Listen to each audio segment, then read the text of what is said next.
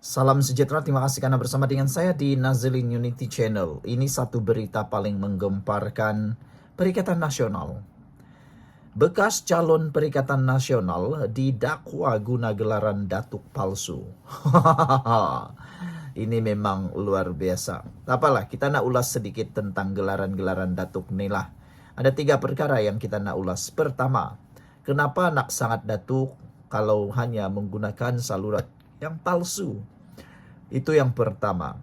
Apa sangat dengan gelaran datuk itu pun saya tak tahulah. Mungkin anda tahu apa gunanya datuk. Kalau nak dapat gelaran datuk pun secara palsu, bayangkanlah apa pula yang boleh dibuat oleh orang tersebut kalau dia berjaya mendapatkan gelaran itu. Silap sedikit, dia boleh jadi penipu nomor 1 paling terkenal kan. Dah menggunakan gelaran datuk palsu, pastinya akan menipu juga lah akhirnya. Sebelum kita teruskan, jangan lupa tinggalkan komen Anda. Apa pula pendapat Anda tentang gelaran-gelaran datuk ini? Pernah dengarkah gelaran datuk yang palsu? Bagi Anda yang ada masalah kencing manis, tinggi darah, dan gout, saya kongsikan kepada Anda juga dalam video ini. Tekan butang produk ini. Saya kongsikan produk yang terbaik, yang murah, dan sekarang sedang dibeli ramai orang kerana mampu memberikan kesan yang baik, testimoni yang baik, harganya pun sangat murah.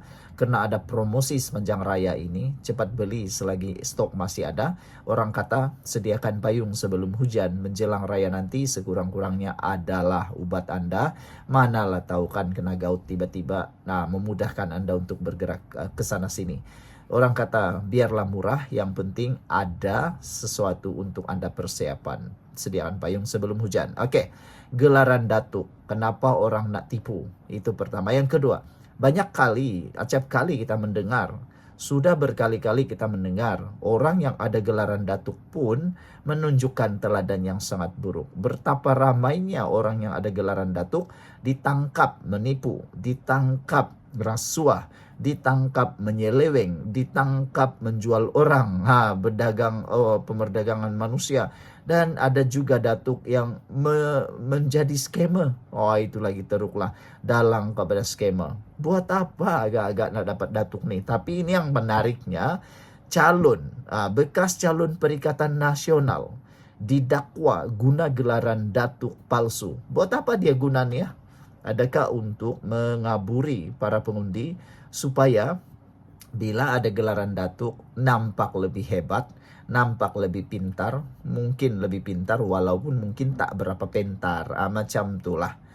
Ong Chuan Jin yang bertanding kerusi Dewan Undangan Negeri di Pulau Pinang pada tahun 2023 didakwa pamer gelaran Darjah Pahang pada kad nama.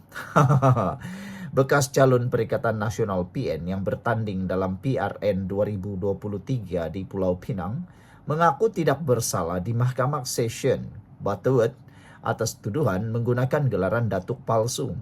Ong Chuan Jin, 63 tahun, yang bertanding kerusi Dewan Undangan Negeri Bagan Jernal, berkata membuat pengakuan itu selepas tuduhan dibacakan di hadapan Hakim Nur Azah Kasran, lapor utusan Malaysia.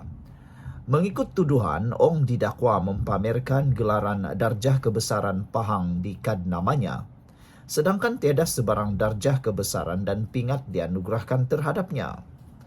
Dia didakwa melakukan perbuatan itu di sebuah rumah di Jalan Raja Uda, Butterworth, kira-kira pukul 1 petang pada Mei 2022.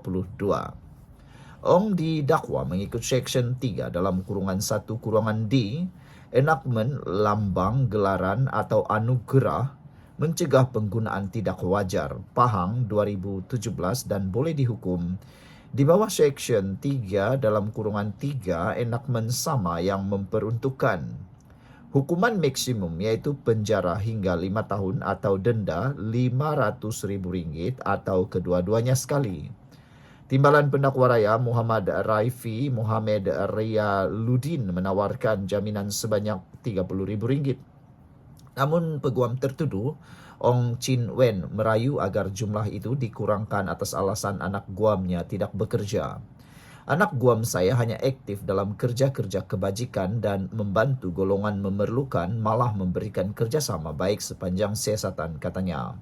Mahkamah kemudian membenarkan tertuduh diikat jamin Rp10.000 dengan seorang penjamin dan menetapkan 29 April sebagai tarikh sebutan semula kes.